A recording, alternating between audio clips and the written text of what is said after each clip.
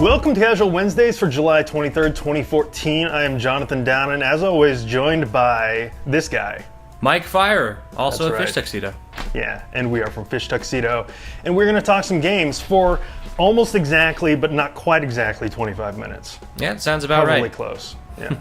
So, what have you been playing, man? Well, what have you been up to the past week? For me, what have I been playing? I mean, I was playing the same things as I was playing the previous week. A little bit of Divinity, a little bit of Xenonauts. I played quite Sticking a with bit. that stuff? Huh? Sticking with that stuff? The Divinity Yeah. and Xenonauts? Yeah, I'm still, I just don't have enough time to really sit down and play Divinity, and I was busy over the weekend, which is when I would have played it. That's one of those games I really want to dive into. And I don't know, some people can sit down and play a big, expansive RPG for like an hour at a time, or, you know, I want to sit down for a couple hours and just get it all done, and then I don't know, that's the way I like to consume those types of games. Yeah, I was editing the latest Gamers with Jobs podcast, and Sean Andrich on there said he's put 80 hours in, and he is not at the end of that game yet. Mm-hmm. Yeah, and I'm maybe 10. Yeah. I haven't put a ton of time in there. I mean, to be fair, I probably put in more time. I just restarted a couple times because I didn't spec my character correctly and stuff like that. Because it's that type of role playing game. But yeah, I haven't had a lot of time to devote to playing that game in particular, and also Xenonauts. That's a game I can play for about 45 minutes at a time if I really want to. Mm-hmm. Do a little bit of base management and then play, one combat session. Right. And that's super satisfying just to do that, and I find with games like that, it makes you, and I made a video about it, but it makes you more dedicated and interested in those soldiers in that team. Right. So it's a real bummer when you play like 45 minutes a day and, Sanchez goes down or something, your main guy. So, because you've been playing with that guy for, an hour a day for however long. So, Yeah. those types of games I can get into with that. Other than that, not a whole lot. I played quite a bit of the Destiny beta, which I know you've also tapped into. I saw you tweeting about that left and right, and you even streamed some. Yeah, I streamed about a little over an hour of it. That was pretty fun stuff. I've just been dabbling in streaming stuff. Like when I got Watch Dogs, I streamed that just a little bit. I would really love to do a full Let's Play at some point. So like I'm kind of just like doing little by little to get comfortable with it, and hopefully I'm building up to that goal. But anyway, on to the Destiny stuff. I actually capped out the beta. I hit level 8, which is the max level in the beta. Yeah. And that game is really awesome. I skipped out on the alpha. I know you played the alpha some, but it seems like from just stuff I've been reading, like the beta is pretty different experience, just because it seems like you're getting that actual tutorial and progression of the main game. And so I did all the story stuff available in that. I did a strike, which is like their co-op stuff. I didn't know if, like, it said 1 to 3 players on the strike mission, and you were required to be level 6. I didn't know if it would just send you in there alone, or it would like auto matchmake. It actually auto matchmaked me with a team, which was cool. And we actually failed out of that because there are 3 bosses in that strike, and like the second boss we died like 7 or 8 times. Is that the one with the spider? With the big spider boss? Yeah, the spider tank. And my connection dropped out after like dying 7 or 8 times in that thing. And then I actually matched up with a friend of mine who had maxed out at that time. So like we went back in there and did it, and it was good. We just blasted through it. Since he was a little bit higher level than what that encounter calls for. But man, that thing is awesome. I'm definitely going to be buying and playing that. Yeah, I'm one of my big issues with the alpha, and I think, I don't know, it's kind of bumming me out about Destiny. Like I'm having fun, but it's I don't know. I really like the look of the game, the style of the game, and the lore from the outside looking in sounds super interesting. Yeah. With the exception of things like, the Traveler, the Talker, or whatever, or the Speaker, and everything is the something, and like the darkness, super, super just like rote very very simple. But I mean, that's okay. Like, it's very Star Warsy to me. That.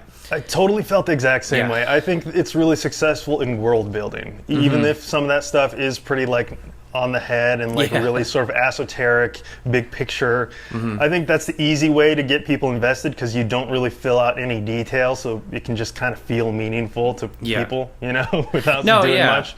But it's successful at that. It feels like a world, like a Mass Effect or like a Star Wars or something. And the one thing that really I didn't enjoy about the alpha is that there was no world building at all. I didn't know where, like, what was happening, what was going on. But I mean, then again, it was not an alpha. It was also a beta. By definition, it was a beta that was just before this beta. But so I mean, they're not trying to give away too much. This one they gave away a bit more, so now there's a little bit of window dressing. But I think as a whole, the way everything is presented is kind of bumming me out. I wish I was just getting this all, when I bought the game. It's proved to me that it's a good game. It's proved to me that it is a mechanically fun game, and that the connection stuff works. Playing with friends is fun. It's very Borderlandsy. A lot of that stuff. It works really well. But it's so far the way they've been drip feeding it as just like I'm afraid that when I get my hands on the final product, I'm gonna be like not as interested in the lore, which is what I was most excited for on the outset before I actually played it. So I don't quite understand what's bumming you out. The drip feeding, like that you'll feel like you already played it, or I don't know. It's just like the way they're handling it. Like in the alpha, they give you like just the setting, and they're like, okay, here it is, and then now they're giving you like the introduction to it, and I don't know. It's really weird the way they're presenting it. Like maybe if I would get this, like okay, so when you talk to the speaker, or whatever that guy's name is, he walks down the stairs, and it's a dude with a mask. He has no face. And I'm just like, this is the world that this game is in, and that's okay. He's the guy who made their last series was led by a dude in a helmet. No, you're absolutely right. And that guy was pretty popular. You're absolutely right. And, this may just be an issue with me. It's just, there's something about it that if I were to play it when it came out, maybe I would be like, okay, I'm just going to blast through this and then not pick apart the fact that this guy is a dude with no face, as opposed to now I'm like seeing this again, I'm going to see it again, and I'm going to see it again when it actually comes out, and then I'll be like, you know what, this is kind of dumb that this guy has no face, but like I said, the lore is really intriguing to me still, and it seems to be capturing me in a way that Halo really never did, so I'll try to reserve as much judgment as I can. But either way, it's a fun game, for sure. On the flip side, I'm totally into the presentation of how they're presenting the story stuff. That feels super polished and real. It feels good to me. I want to see where it goes.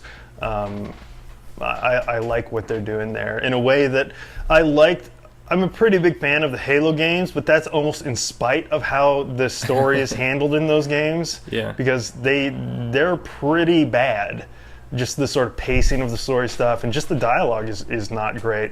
And this feels like a step up to me. Oh, for sure. So I'm liking it, and I'm looking forward to it. So I was kind of gushing over it on Twitter there, and I'm still really excited about it. And I think it's cool that they're going to be doing like an event on Saturday where you show up and you'll be able to get some special stuff for being there at that time. Like it'll carry over to the main game. Like I don't know what that's going to be, but I just like the way Bungie sort of cultivates community, and it's working for me. It's getting me excited. So, that's cool stuff. It's definitely a lot of fun, and multiplayer really is where it's at. I've been playing in the beta so far, mostly just like on my own, just running through stuff because nobody's been around to play when I'm able to play. But that's not as fun. When I played the alpha, it was all with other people.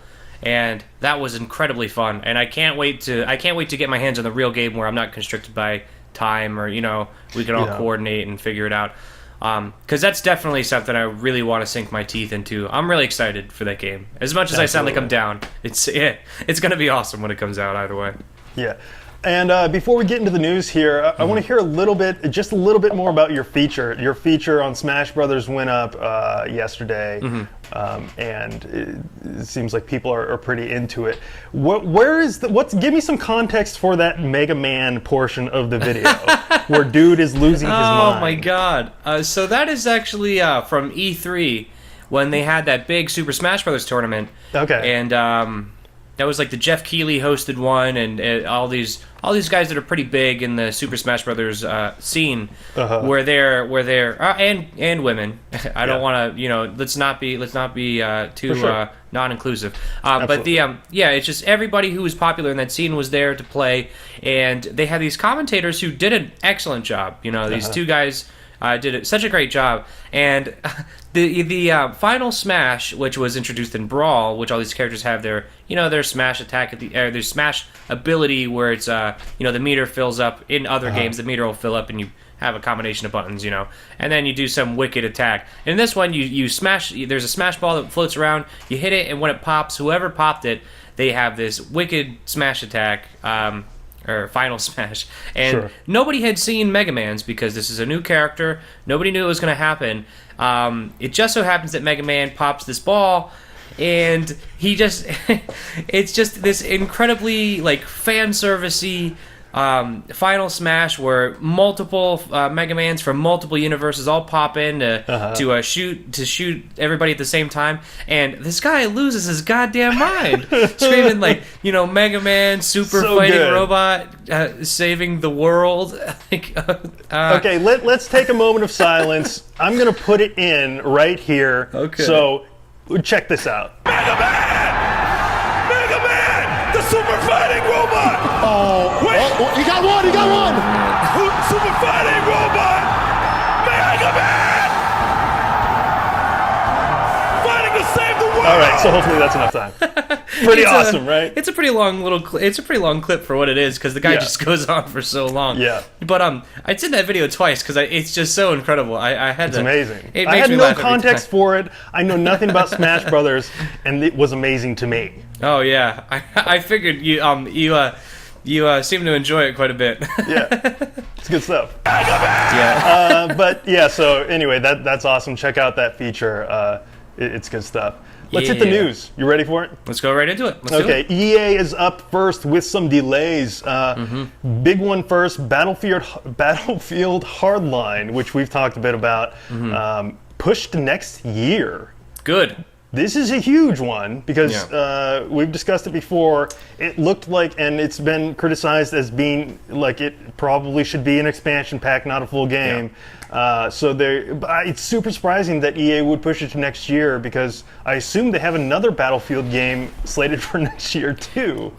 That's they made statements when Hardline was announced that Battlefield would not become an annualized series, and I don't know if I believe that. I don't know if I buy that, but based on that alone, and what didn't Battlefield 4 come out earlier this year, or was that last year? It was last year. It was last year, like November, right? Yeah. So okay, fine. I guess it would be one after the other. It just seems like it was so recent. But this Hardline, there was just not a lot of fanfare during the beta. People didn't really dig it. Yeah.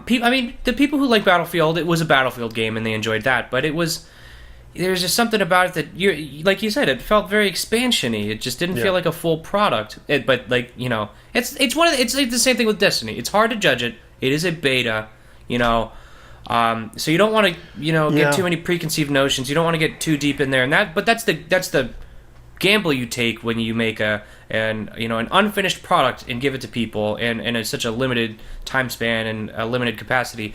But look at all the issues we've had with Battlefield 4.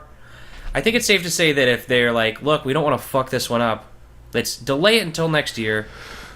I think that most people are just happy that they're showing any initiative to fix anything that could be wrong. So. For sure, it's the right move. Visceral said a few things at the announcement of the delay, saying they want to take some more time with the single player to give it the time it needs to be a real thing. They got a lot of feedback during the beta with things that they seem to be taking the feedback and implementing changes for real from the feedback they got during the beta. So that's a good thing. Also, I read a thing that a lot of people said they felt like the tone was off because there were a lot of like explosions. Because in a Battlefield game you have tons of explosions, but it didn't really fit with the theme of cops and robbers. Because generally in that sort of stuff, you don't have grenades and stuff. In general. Absolutely. That's super. That part of that is super weird too. That's the one thing, and I don't think that it's going to change so drastically that it will change my mind, but. Hey, it totally just did not fit. It's a team deathmatch between cops and robbers. It just, I don't know. It's a weird thing. It's definitely good that they're taking some more time with it.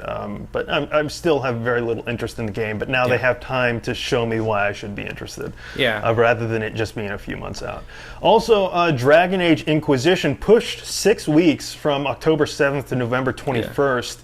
The comments surrounding that was, hey, like you may think a few weeks, like 6 weeks might not be much time to actually make any meaningful changes, but it's going to be exactly what we need to make sure it's the product we want it to be. That's great. And October 7th was that crazy day that a whole bunch of junk is coming out. Isn't Evolve coming out that day? I think Evolve's out that day. Geez. The Middle-earth game is out that day. Oh my god. Hey, there's a sports game. Isn't there a sports game? I don't know. I'm trying to remember what else was on that day. But I think there were like 5 huge games hitting that day. 5 or 6 huge games. So that's probably a good move for them for a number of reasons. And that game looks great. And they've been working on it for a long time. So a delay 6 weeks seems totally reasonable. Hey, and I'm okay with that. I mean, there was 3 games I was planning on buying that day. Yeah, so, for sure. And with it being moved, I don't know. There's a lot of games coming out the following month too. It's God, I don't know. But I will say, you know what? It's EA again. You know, let's not get too hasty. Yep. You know, if they're saying, let's not get another Battlefield 4 situation and fix our problems, or maybe they're adding another gay character. I don't know. But whatever they're doing, anything that they're doing to make a game better, or just do it. Yeah, these are good signs. I'm into it. That game looks so beautiful, just graphically. I dig the style. I have to admit, I'm not super impressed by Dragon Age, but I don't know. I want to play it anyway. But I haven't played any Dragon Age before. I didn't play Origins. I didn't play 2, but this one I think I am gonna play. So they're doing something right for me. Looks good. Also in the news, the next Nvidia Shield revealed. This time, it is not a controller with a screen strapped to it. It is a tablet that you can buy an external controller for. It's still a really weird product, just like the first one. I mean, it makes a little bit more sense because it's sort of like a multi-purpose thing now, like a regular tablet, whereas that first one with the screen controller thing, that was just super weird. So this product makes more sense than the first one.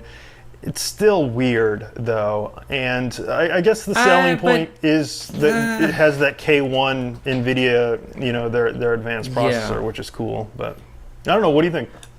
I'm not sure that this makes more sense.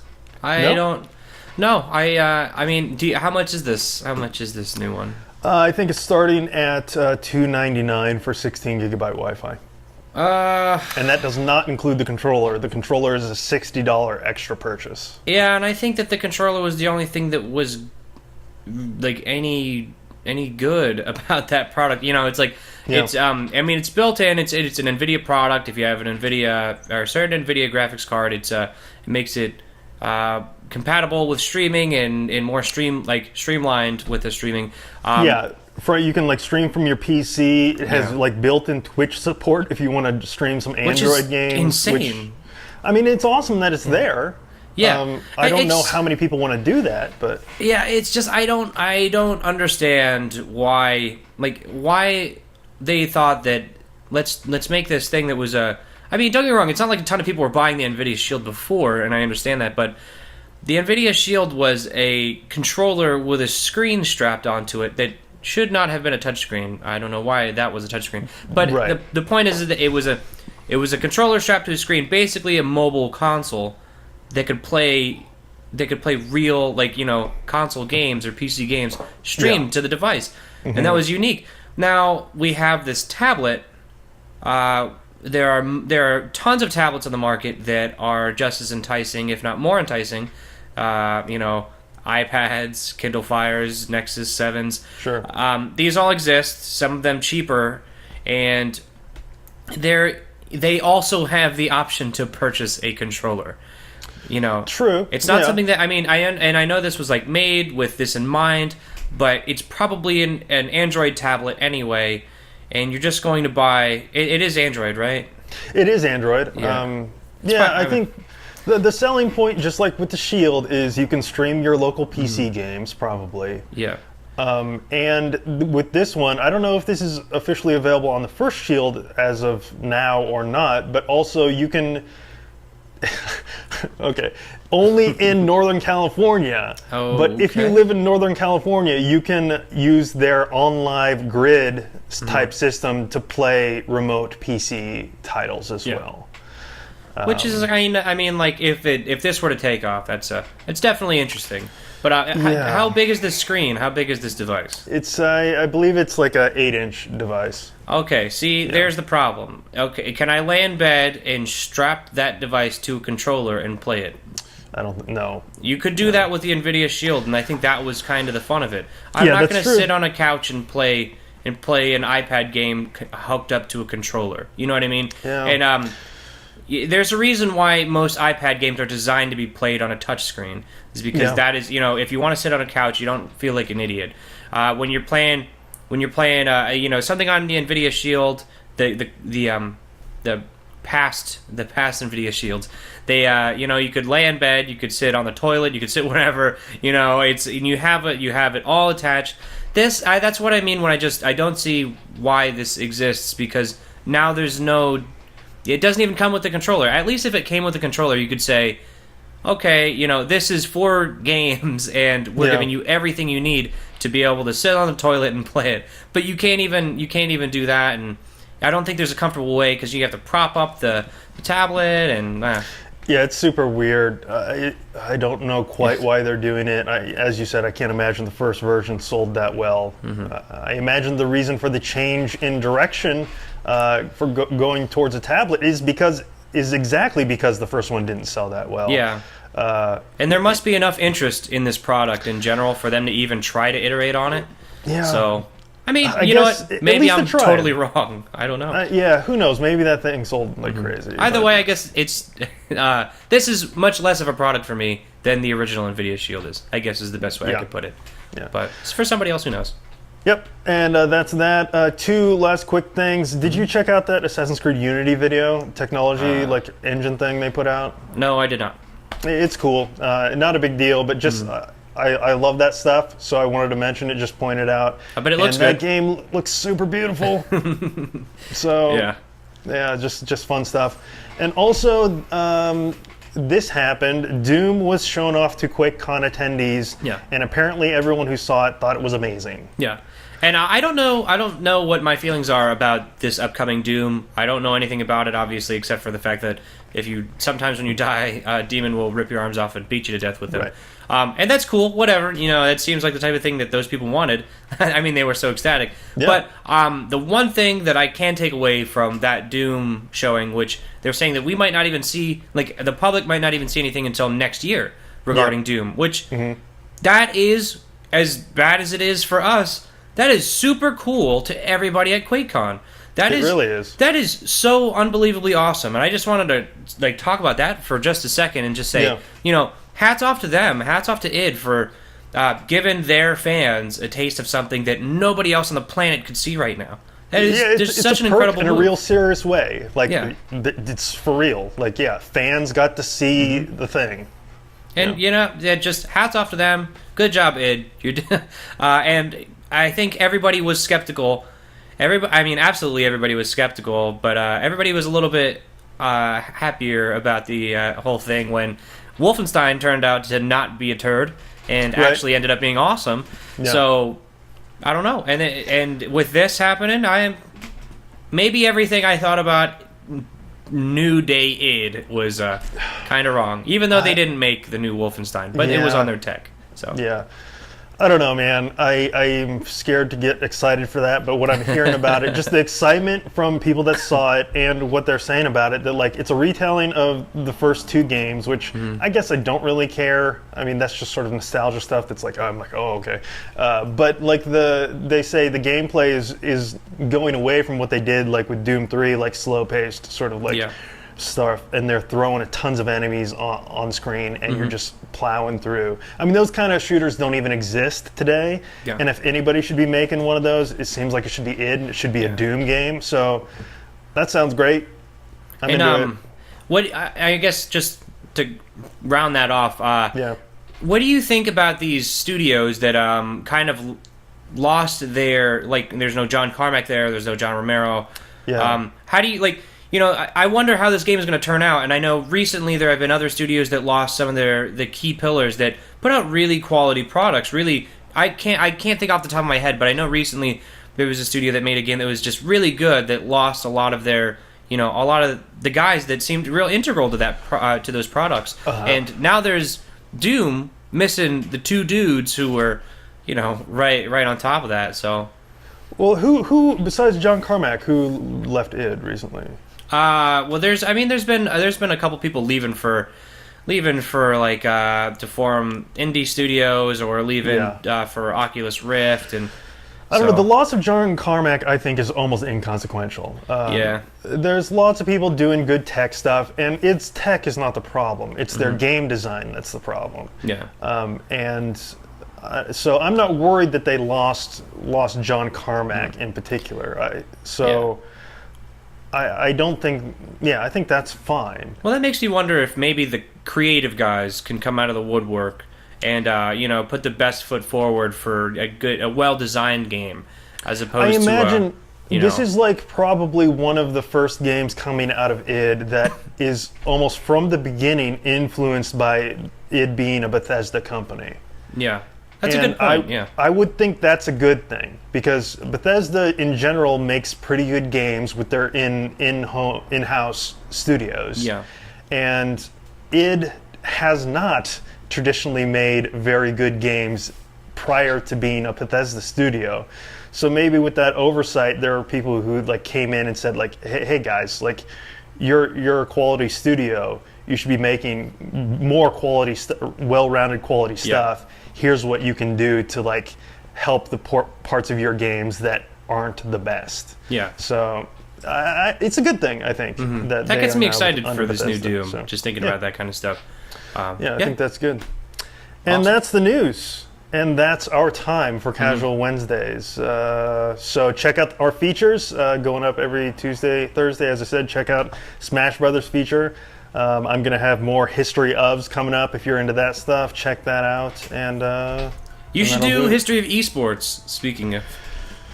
Oh, man. That is not my area of expertise. You should make an entire video telling the entire internet why Dota is a sport. Is the best, why the International is the greatest sporting event of all time. Why it should be the only thing on ESPN.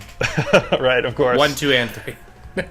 And that's it. Thanks so much for watching. Please, as always, share our stuff and like and subscribe if you haven't. We'll see you next week. Later. See ya.